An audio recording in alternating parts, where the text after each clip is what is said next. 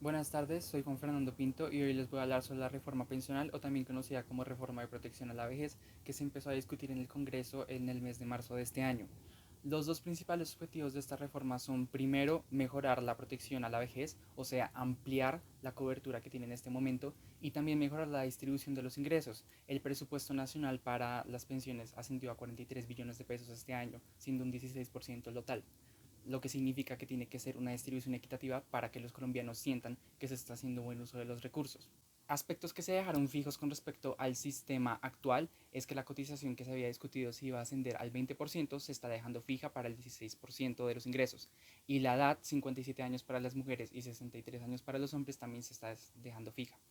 También hay una discusión respecto a si se va a unificar los dos regímenes que hay, el privado y el público. Todavía no se sabe muy bien cómo, si se va a hacer un sistema de varias bases o si se va a unificar un sistema total, pero se está diciendo que Colpensiones, que es el que dirige el régimen de prima media, o sea, el público, no se va a eliminar.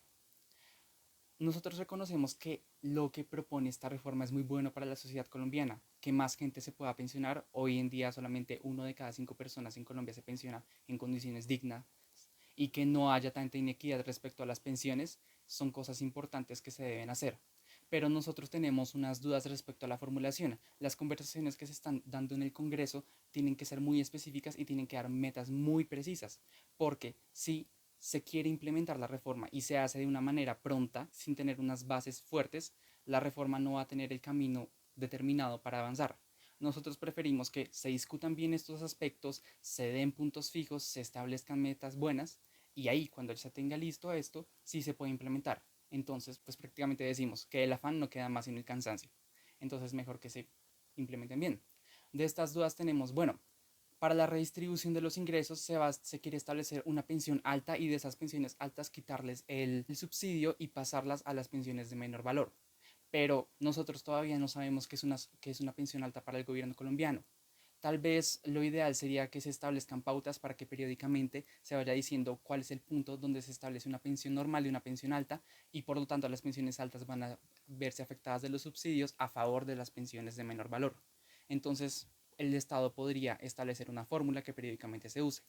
Y bueno, ya también de la mano con esto, qué tipo de pensiones se van a seguir subsidiando y bajo qué parámetros, y qué tipos de pensiones se van a determinar como aquellas que ya no se van a subsidiar para hacer más equitativo el sistema.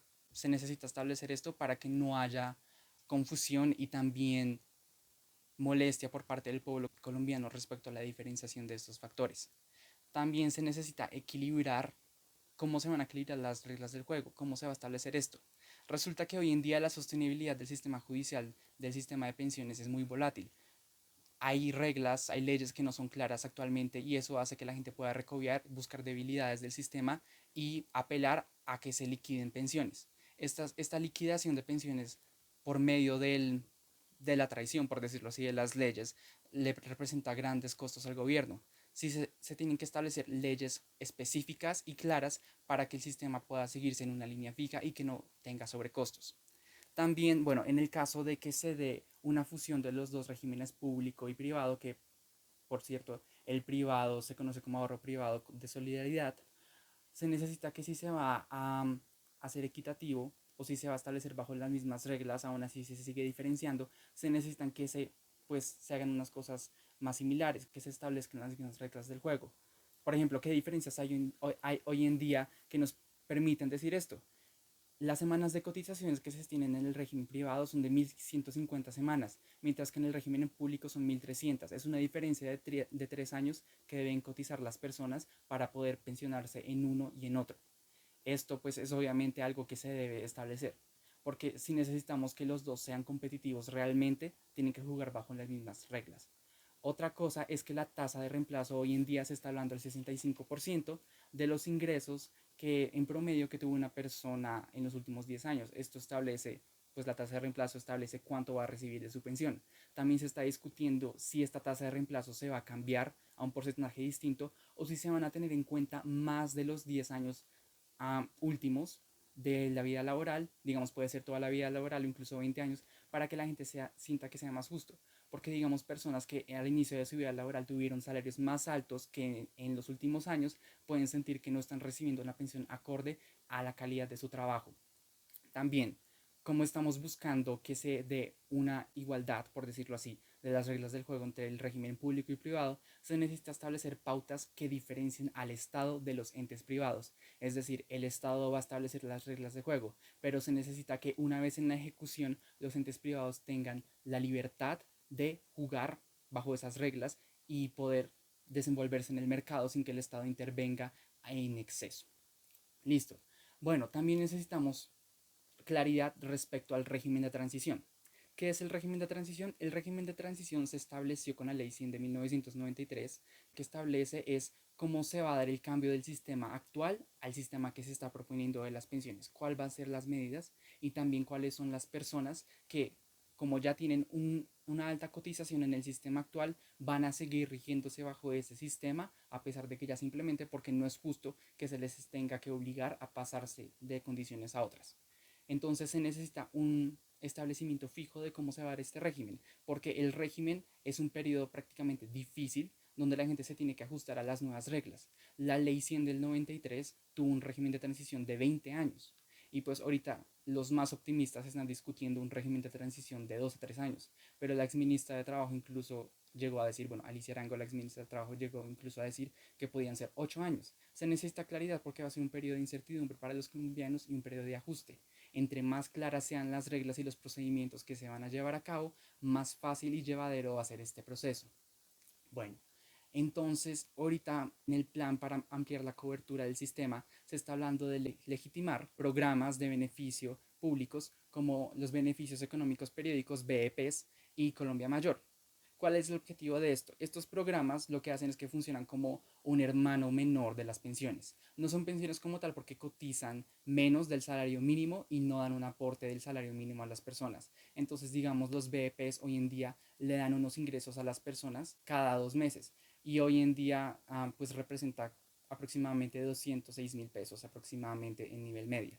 En 2015 este sistema tenía un grupo base muy pequeño, eran 270 personas y recibían 95.000 pesos en esos 2 meses, pero hoy en día asciende a más de 13.300 personas, lo que significa que está cogiendo fuerza. Y el Estado quiere que este sistema se legitimice más porque, porque pues este implicaría que se amplíe la cobertura. Es un primer paso para que más gente pueda tener sus ingresos y después se puede ampliar.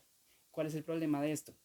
Toca tener cuidado con la implementación de los BEPs y de Colombia Mayor, porque se corre el riesgo de que si nos acomodamos a este sistema, se corre el riesgo de que se vuelva un sistema fijo de las pensiones y la gente reciba ingresos poco, ingresos efímeros con los cuales subsistir.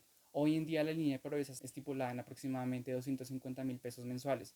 Este sistema da 206.000 pesos cada 2 meses, lo que significa que no es el monto necesario para que tengan un nivel de vida digno.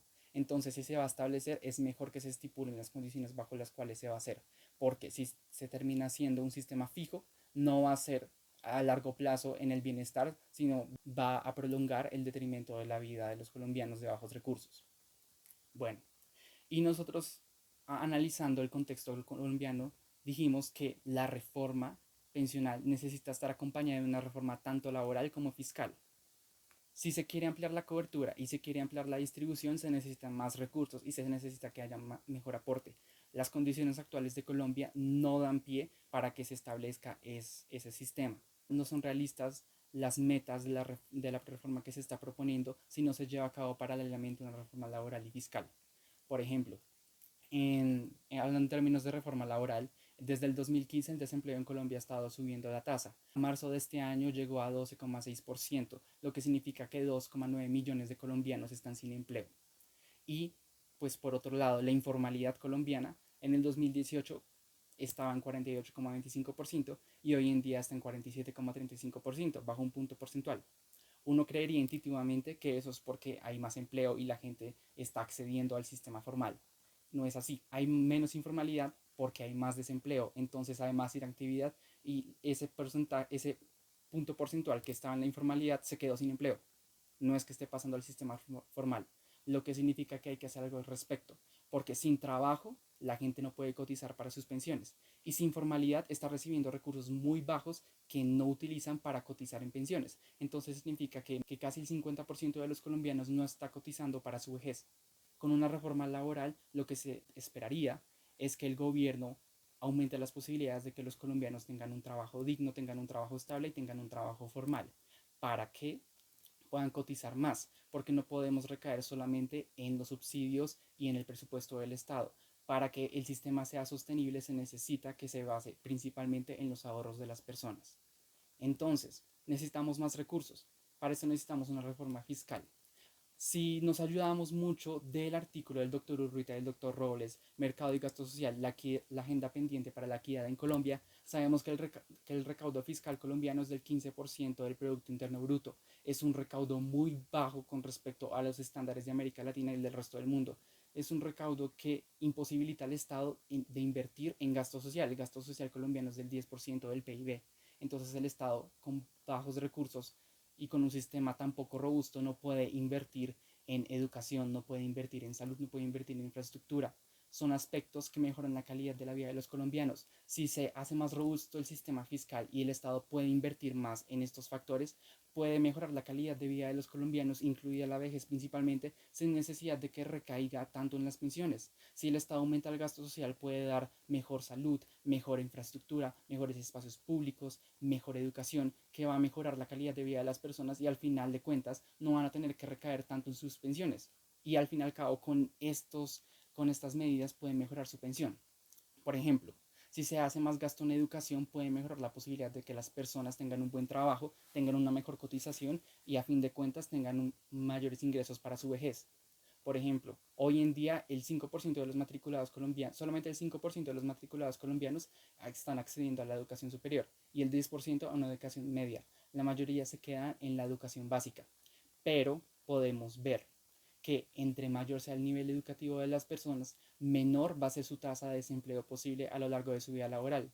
Entonces la gente necesita capacitarse, tener capital humano para poder desenvolverse en su vida laboral y tener mejores condiciones. Con estas mejores condiciones se da un mayor recaudo. Entonces, como tal, la reforma laboral tiene intenciones, la reforma pensional, qué pena, tiene intenciones muy buenas, tiene intenciones magníficas para el pueblo colombiano, pero tienen que ser claras y realistas. Tiene que venir acompañada de la reforma laboral y fiscal de la que hablamos y tiene que tener metas fijas, caminos claros para que el proceso sea efectivo, que del afán no venga el cansancio. Si se necesita demorar un poco más su implementación para que esto se dé bien, que así sea. Pero si se va a implementar rápido, por favor no.